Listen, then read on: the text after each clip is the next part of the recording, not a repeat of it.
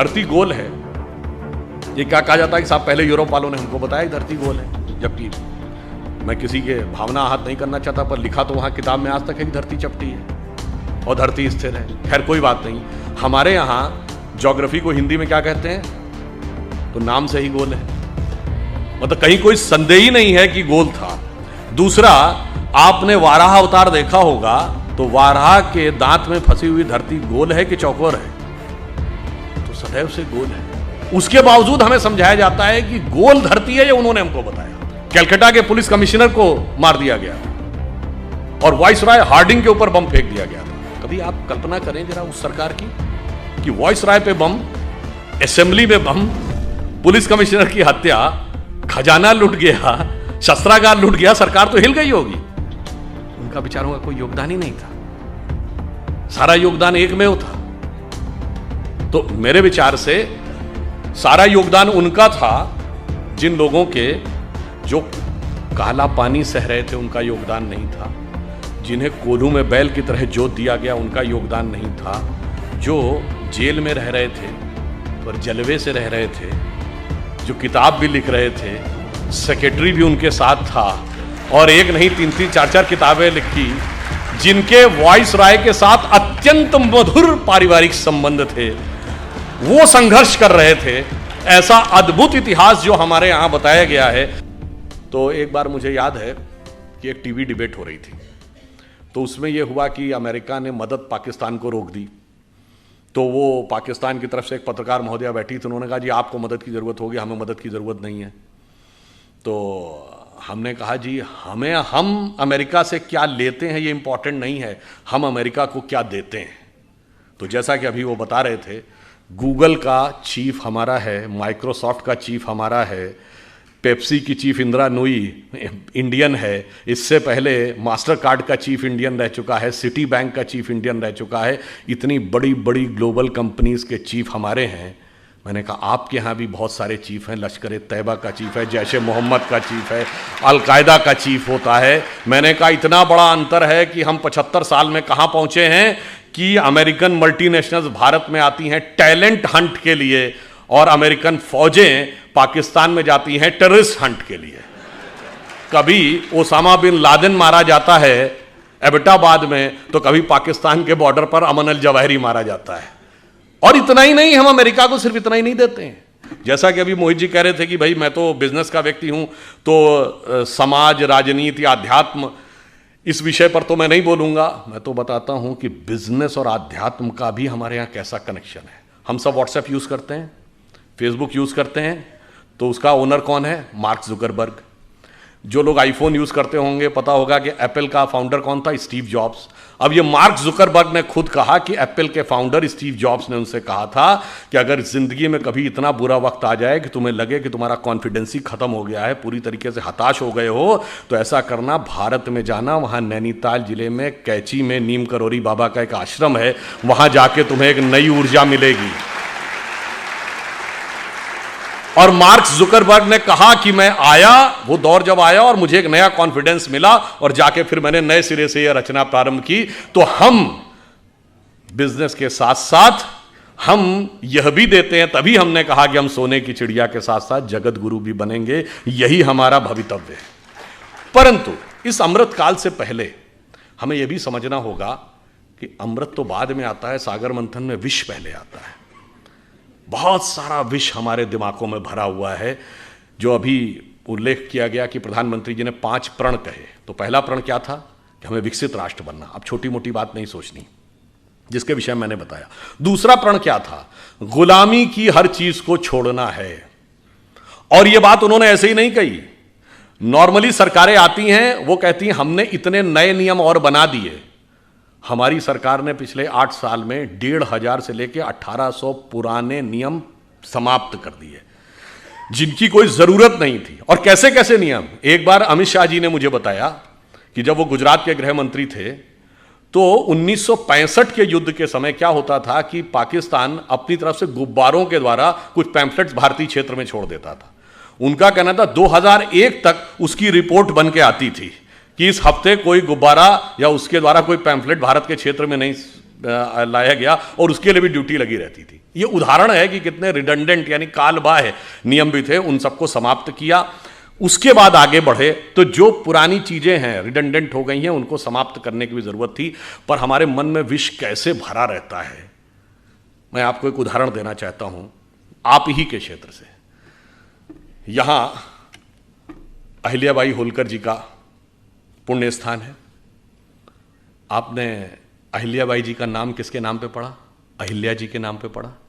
हम सब ने वो कहानी सुनी, गौतम ऋषि की पत्नी अहिल्या थी, इंद्र ने आकर संपर्क स्थापित कर लिया, इसलिए वो पत्थर बन गई। फिर भगवान राम के द्वारा उनकी मुक्ति हुई। कितना गलत है, महिलाओं के साथ कितना अत्याचार होता था, यही दिमाग में भरा हुआ है ना। पर आप में से किसी ने कभी ध्यान दिया कि अहिल्या शब्द और गौतम शब्द और राम शब्द का अर्थ क्या है? अहिल्या का अर्थ होता है जिसे हिलाया ना जा सके। देखिए, ये सब हमारे अंदर की चेतना के द्वंद्व का प्रकटीकरण है। क्योंकि जब भगवान जन्म लेते हैं तो केवल एक सामान्य, उसके लिए लीला क्यों कहते हैं, वो एक एक जून के जीवन की घटना हमारे अंदर की चेतना का एक प्रकटीकरण है। मन की वह अवस्था जिसे विचलित नहीं किया जा सके, जिसे जरा भी हिलाया ना जा सके, वह है अहिल्या। जब मन उस अवस्था में पहुंचता है। अहिल्या किसकी पत्नी है? गौतम ऋषि की। तम शब्द का अर्थ क्या है? अंधकार। गौ का अर्थ होता है जाना।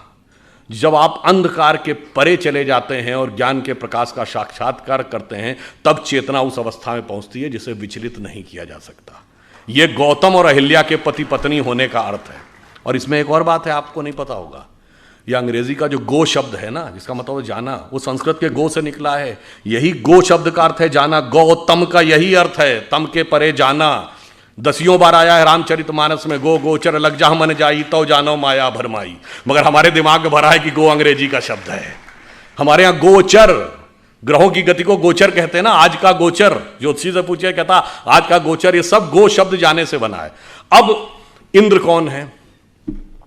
इंद्र शब्द का अर्थ जानते क्या है? बहुत बार हम लोगों ने सुना, खूब हमारे यहां कहानियों में है कि जैसे ही कोई एक ऋषि तपस्या करने लगा तो इंद्र ने जो है अपना अप्सराएं भेजकर उसकी तपस्या भंग करने का प्रयास किया, क्योंकि इंद्र का आसन डोलने लगा। इसका क्या अर्थ है? इंद्र शब्द का अर्थ जानते क्या है? आपने ईंधन वर्ड सुना है? फ्यूल के लिए यूज होता है, सोर्स ऑफ एनर्जी। ये ईंधन शब्द इंद्रन शब्द का अपभ्रंश है। इंद्रिय शब्द इंद्र से निकला है। हमारी सारी सांसारिक इंद्रियों की जो सोर्स एनर्जी है, दैट इज इंद्र।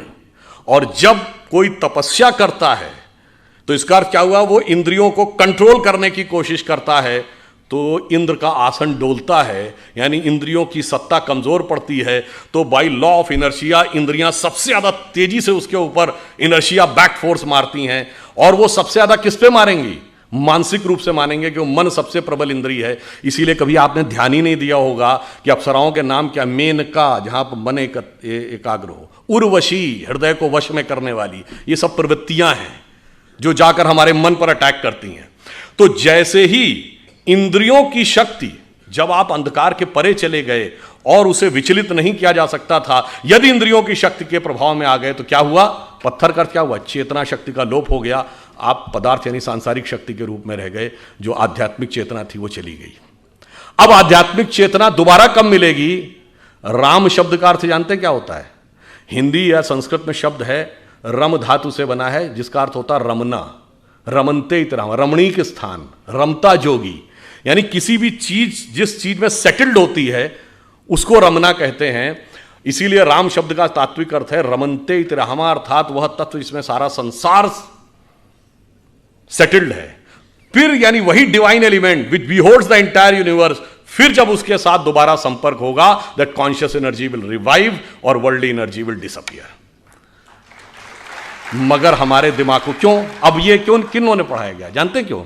1854 में कार्ल मार्क्स ने एक आर्टिकल लिखा था शिकागो हेराल्ड ट्रिब्यून में कि हिंदू जाति चाहे जितनी भी समृद्ध हो, पर वो नंदी, बैल, बंदर, हनुमान और हाथी गणेश को पूजने वाले इसी लायक थे कि उनके ऊपर हुकूमत की जाए, क्योंकि वो मूर्ख थे।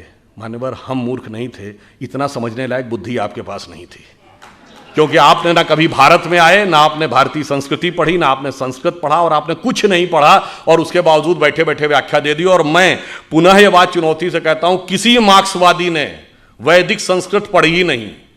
जैसे कोई आईआईटी या इंजीनियरिंग कॉलेज में जाकर बीटेक करे नहीं और इंजीनियरिंग पे भाषण देने लगे, उसी प्रकार कोई मार्क्सवादी बताए उसने किस वैदिक गुरुकुल में जाकर वैदिक संस्कृत पढ़ी है और फिर वेदों पे कमेंट्री की है, अंग्रेजी में पढ़ के वेदों पे कमेंट्री की है। ऐसे महान महान लोग हैं। और वो मैं उदाहरण बताना चाहता हूं, जब राम जन्मभूमि का मुकदमा चल रहा था, ये सुप्रीम कोर्ट की नहीं, जब Lucknow bench of Allahabad high court में चल रहा था, तो दोनों पक्षों से कहा गया कि आप अपने अपने इतिहासकार ला सकते हैं। तो हमारी तरफ से जो इतिहासकार थे उसमें देवेंद्र स्वरूप जी थे, एसपी गुप्ता थे, ग्रोवर साहब थे, डॉक्टर हर्ष नारायण थे। उधर से ऑब्वियस कौन थे, सूरज भान थे, आर.एस. शर्मा थे, रोमिला थापर थी, यही सब लोग जिनको डी.एन. झा वगैरह, ये लोग स्वयं नहीं अपीयर होते थे, अपने प्रतिनिधियों के थ्रू होते थे। अब भाई देखिए, कोर्ट में तो राजनीति नहीं चलेगी। कोर्ट ने पूछा कि आप राम मंदिर के मुद्दे के ऊपर आए हैं, तो आप पहले ये बताइए कि आपका हिस्ट्री में विषय क्या है, एंशिएंट इंडिया विषय है क्या? तो उसमें से ज़्यादातर लोन लिख के दीजिए एंशिएंट इंडिया हमारा विषय नहीं है। अब वहाँ खुदाई का विषय था, तो आपको पता होगा हिस्ट्री में दो ब्रांच होती ना, आर्कियोलॉजी एंड कल्चर। तो आर्कियोलॉजी खुदाई से डील करती है। उनसे पूछा गया आर्कियोलॉजी के एक्सपर्ट हैं? नहीं जी, हम उसके एक्सपर्ट भी नहीं, हमें आर्कियोलॉजी नहीं आती, यानी खुदाई वाला विषय हमें नहीं पता। चलिए, तो कल्चर का पता होगा। अब कल्चर तो किसी लैंग्वेज में लिखा रहता है, सारे डॉक्यूमेंट्स दो ही भाषाओं में थे, संस्कृत और फारसी। और मजे की बात है, सबने ये लिख के दिया है कि फारसी नहीं, उन्हें संस्कृत भी नहीं आती है। यानी ना खुदाई जानते थे, ना लिखाई जानते थे, और दावा ये सारी खुदाई जानते थे। वो आके हमको समझाते थे, जबकि हमारी तरफ से लोग ऐसे थे जो संस्कृत भी जानते थे, फारसी भी जानते थे। डॉक्टर हर्ष नारायण श्रीवास्तव को मैं व्यक्तिगत रूप से जानता हूं, वो जितने बड़े संस्कृत के विद्वान थे उतने बड़े फारसी के विद्वान थे। इसलिए जब बाबरी मस्जिद वाले कोई डॉक्यूमेंट देते थे फारसी का और उसका ट्रांसलेशन करके देते थे, तो डॉक्टर हर्ष नारायण को दिया जाता था टू वेट दैट ट्रांसलेशन, कि भाई जो ये ट्रांसलेशन है ये यही है या इसमें कोई एक आध नुक्ते का हेर फेर है। इससे आप समझिए कि किस प्रकार की चीजें हमारे दिमागों में भरी गई और हमारा दिमाग किस तरीके से उन सारी चीजों से इफेक्ट हो गया, और किन लोगों ने भरी जिनको उसका कुछ भी ABCD नहीं आती थी। वैसे ऑन द लाइटर नोट में कहूं, जब ये देवी अहिल्या जी वाला उल्लेख आता है, तो तुलसीदास जी का जो पूरा साहित्य है ना, वो पूरा एक गंभीर राम भक्त साहित्य माना जाता है। पर एक ही आध जगह तुलसीदास जी ने हास्य रस का भी उल्लेख किया है। कवितावली में वो लिखते हैं कि जब भगवान राम चित्रकूट पहुंचते हैं, तो वहाँ के जब साधु सन्यासियों को पता चलता है कि भगवान राम आए हैं, तो वो बेचारे वर्षों बरस से व्रत कर रहे थे, तपस्या कर रहे थे, तो उनको लगा कि इनके पैर के स्पर्श होने से कोई पत्थर की शिला स्त्री बन जाती है। तो सब एक एक शिला लेके आ गए कि शायद ये एक सुंदर स्त्री बन जाए तो मेरा भी जीवन जो कष्ट का है कोई मुझे भी अच्छे ढंग से हमारा सहयोग करने के लिए मिल जाए। तो उसको उन्होंने लिखा है कि विंध्य के वासी उदासी तपोव्रत धारी महाबिनु नारी दुखारे, और गौतम तीय तरी तुलसी सो कथा सुनिबे मुनि वृंद पखारे, होए हैं शिला सब चंद्रमुखी परसे पद मंजुल कंज तिहारे, और कीन भली रघुनायक जीव करना करी कानन को पगधारे। तो मतलब उन्होंने हास्य का भी प्रयोग किया। ये तो एक चीज हुई। अब दूसरी बात आई है, जिस जमाने में देवी अहिल्याबाई होलकर यहां पे रूल कर रही थी, 18th सेंचुरी, आपको पता है उस समय यूरोप में क्या था? 1542 से वहां पर विचक्राफ्ट एक्ट था। विचक्राफ्ट एक्ट का मतलब होता किसी भी महिला को चुड़ैल घोषित करके जला दिया जाता था। और वो समय जब भारत में चाहे रानी अहिल्याबाई हो, रानी दुर्गावती हो, कित्तूर की रानी चेन्नम्मा हो, वो मध्यकाल का दौर, चाहे छोटे मोटे राज्यों की रानी अबक्का हो या रानी लक्ष्मीबाई हो, वो यहां शासन कर रही थी। और वो लोग, और कौन, कोई भी चर्च घोषित कर देता था कि ये चुड़ैल है और उसको जला दिया जाता था। ये बाई पार्लियामेंट ये एक्ट था, ये ब्रिटिश पार्लियामेंट का एक्ट है। और आपको पता है वो एक्ट कब तक रहा है? 1951, 1951 में वो एक्ट रिपील किया गया है। और वो लोग हमको ज्ञान देते थे कि महिला समानता आप यहां नहीं है, महिला समानता तुम्हारे यहां थी। आपको पता है अंग्रेजी का ये शब्द विच हंट आप सबने सुना होगा। ये विच हंट शब्द उसी विचक्राफ्ट एक्ट से निकला है कि किसी भी औरत को विच घोषित करके फिर उसको पकड़ना और पकड़ के मौत के घाट उतार देना। हकीकत यह है कि विच हंट करने वालों ने हमारे खिलाफ विच हंट किया है कि हमें कहां कहां पे नीचा दिखाया जा सकता है। और इसलिए मैं ये कहना चाहता हूं, हमारे यहां स्थिति ये थी, ये तो हुई रूल करने की बात। वैदिक काल में 20-22 ऐसी विदुषी महिलाएं हैं, गार्गी, अपाला, लोपमुद्रा, मैत्रेयी, जिन्होंने बाकायदा वेदों पर व्याख्यान किया है, शास्त्रार्थ किया है। याज्ञवल्क्य का गार्गी के साथ शास्त्रार्थ, संध्या का ऋषि मेधातिथि के साथ शास्त्रार्थ। हम चुनौती के साथ कहते हैं दुनिया में कोई दूसरी धर्म संस्कृति बताइए जो धर्म ग्रंथ के ऊपर पहले तो डिस्कशन का पावर देती हो और डिस्कशन का पावर महिला को देती हो।